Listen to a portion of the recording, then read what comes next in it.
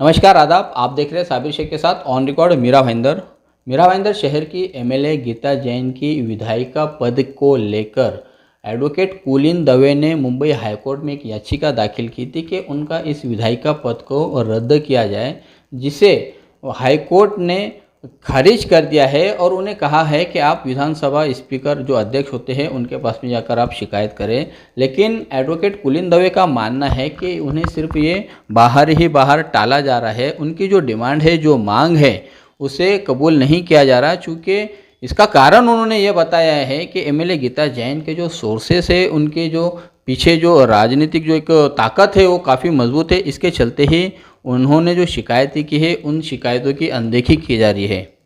हमारे साथ में इस वक्त एडवोकेट कुलीन दवे है, जो हमें इस पूरे मामले के बारे में जानकारी देंगे। हम उनसे जानना चाहेंगे कि सर, आपने ये जो पिटीशन फाइल की थी हाई कोर्ट में, किस विषय को लेकर की थी, क्या था ये पूरा मामला एमएलए गीता जैन को लेकर?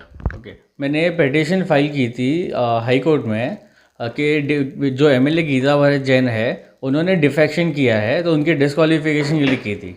तो डिफेक्शन यानी कि डिफेक्शन ऐसा होता है जब एक पार्टी इलेक्शन जीतने के बाद एक इंडिविजुअल जब इलेक्शन जीतती है तो वो पार्टी चेंज नहीं कर सकती, कोई भी परमिशन उन्हें नहीं मिलती है। हमारा संविधान जो है वो भी उन्हें प्रोहिबिट करता है, वो नहीं कर सकते पार्टी चेंज। तो इसी बाबत पे हमने एक पीआईएल फाइल की थी बॉम्बे हाई कोर्ट में। एंड देन जब से ट्राई कर रहा हूँ कि मेरा मैटर अभी रीच होगा सर्कुलेशन मैंने आज तक 6 सर्कुलेशन दिए हैं पर चीफ जस्टिस के पास, पर वो एक भी अभी ग्रांट नहीं हुआ। और रिसेंटली मैंने 2 मैटर कल और उसके पहले के दिन, मतलब मंडे एंड ट्यूसडे, मैंने सर्कुलेशन से मैटर लिया है। वो मैटर आके चीफ जस्टिस के पास आके आर्ग्यू हो गए, डिस्पोज भी हो गया है। तो लेकिन ये गीता जैन वाला जो मामला था वो बोर्ड पर ही नहीं आया, आपका ऐसा मानना है? हाँ, मेरा ऐसा मानना है कि वो बोर्ड पर आ ही नहीं रहा है, क्योंकि मैंने मेरे एक फाइलिंग क्लर्क रहता है उन्हें वहाँ पे एसोसिएट ऑफिस में भेजा था कि गीता जैन वाले जो मैटर में है कुछ आप सहयोग दे सकते हैं तो हमें कर दीजिए। बट उन्होंने कोई रिस्पॉन्स ही नहीं दिया और हमारे एसोसिएट को उन्होंने वहाँ से निकलने के लिए कहा है। दवे जी, ये बताइए कि ये डिफेक्शन लॉ होता क्या है एक्चुअल में, ये किस प्रकार का लॉ है, क्या इसमें किया जाता है? जी, डिफेक्शन लॉ कैसा है कि 1979 में first time Y B Chauhan committee ने बनाया था। उसके पहले कैसे होता था कि कोई भी एमएलए या एमपी इलेक्ट होके फिर पार्टी चेंज हो जाता था और फिर उनकी सीट बढ़ जाती थी अपोजिशन की। तो ये प्रिवेंट करने के लिए एक 10th शेड्यूल करके अमेंडमेंट लाया गया। एंड वो शेड्यूल के दौरान क्लियर कट लिखा है उसमें कि आप पार्टी चेंज नहीं कर सकते एक बार इलेक्शन जीत गए तो। इंडिविजुअल कैंडिडेट अब वो पार्टी चेंज नहीं कर सकते अगर इलेक्शन जीत गए तो। और यही सेम चीज़ एमएलए गीता जैन ने की है कि वो पार्टी जीत गई और इलेक्शन जीत गई as an individual, and then उन्होंने पार्टी चेंज करके शिवसेना में चले गए। सो यही मेरा चैलेंज है कोर्ट के सामने, जो कि आ नहीं रहा है। नहीं, इसमें एक साफ मैं आपको कर दूं कि उन्हें बीजेपी की टिकट नहीं मिली थी, किसी कारणवश वो टिकट नहीं ले पाई थी। तब उन्होंने इंडिपेंडेंट चुनावी मैदान में उतरे और वो चुनाव जीत भी गई। चुनाव जीतने के बाद में उनका बयान था कि वो भारतीय जनता पार्टी को सपोर्ट करेगी, लेकिन उनके कुछ मतभेद थे पार्टी को और उनके आपस में, तो उन्होंने भारतीय जनता पार्टी में सपोर्ट न करते हुए शिवसेना में फिर वो बाद में उन्होंने पक्ष प्रवेश कर लिया। तो वो कहाँ से उस दायरे में बैठते हैं कि वो डिफेक्शन में आएगी, क्योंकि वो ऑलरेडी इंडिपेंडेंट है। राइट।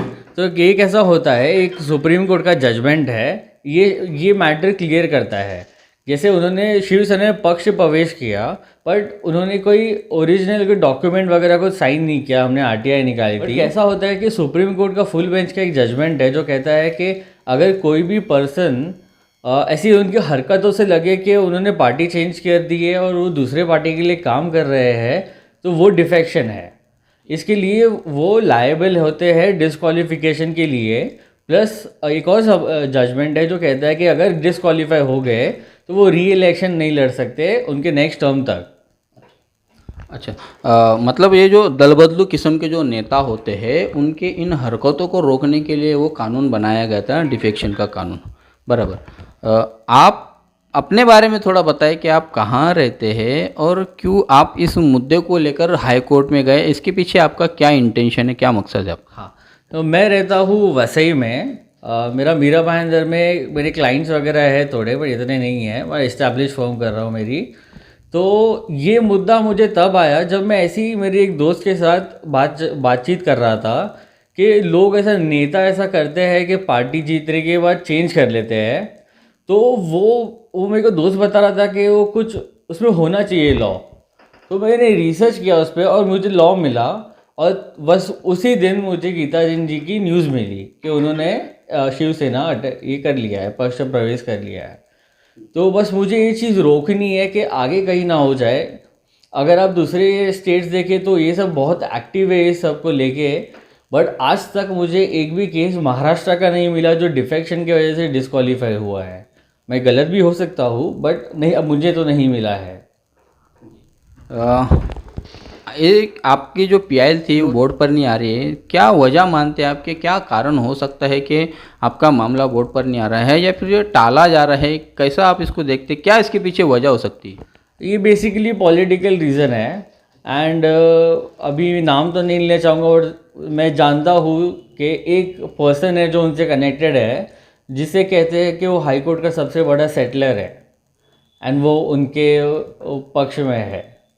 तो मुझे नहीं पता क्यों ऐसा हो रहा है, कि पॉलिटिकल रीज़न से हो रहा है कि और कोई रीज़न से हो रहा है, बट कोई भी एंटरटेन नहीं कर रहा है। मेरी जो रेसिपी कैसे होती है, सर्कुलेशन जब लेते हैं तब वो एसोसिएट को चीफ जस्टिस के पास दिखानी पड़ती है अप्रूवल के लिए। वो आज तक अप्रूवल के लिए नहीं गई है।